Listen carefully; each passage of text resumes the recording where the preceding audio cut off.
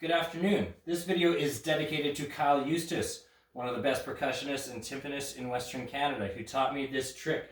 And the trick is marking your cymbals. Do you mark your cymbals? Some people consider it to be an audition trick. I consider it to be a good trick for everything because often cymbal players are required to play very quietly. So it's nice to know, you've got to practice lining your cymbals up before you play them for sure, but also in terms of orientation wise, where around the cymbals you're playing.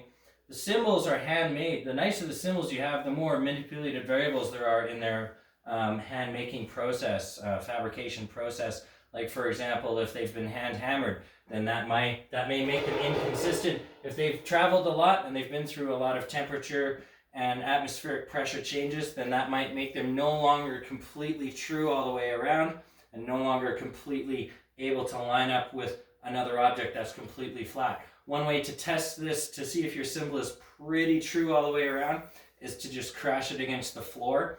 But ultimately, you're never going to know conclusively that your cymbals are perfect every single time you pick them up. Like for example, if they've been under the stage lights for a long time and they've heated up and that's actually changed them. So some people mark them with a Sharpie, some people mark them with a pencil so that they can erase the marker and move it if the cymbal changes over time.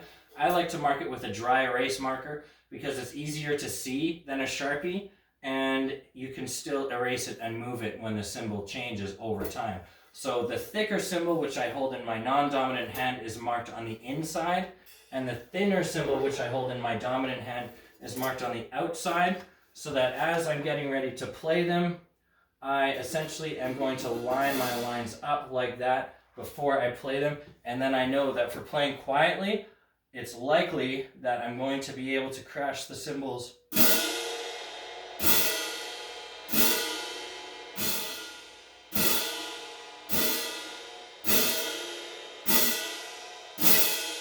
all the way around, and then I'm not going to get that horrible thing that happens when you don't crash them all the way around simultaneously.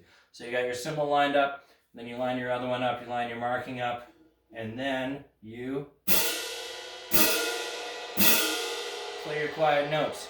And as I said, if you use something not permanent, like a dry erase marker or a pencil, then you can move it over time. Pencil is really hard to see, so if you're playing in a pit, pencil probably is really not a good idea because you're not going to have stage lights on you. It's going to be darker, and the dry erase marker will probably show up. Or you can use a Sharpie if you're pretty confident that your cymbals are never going to change over time.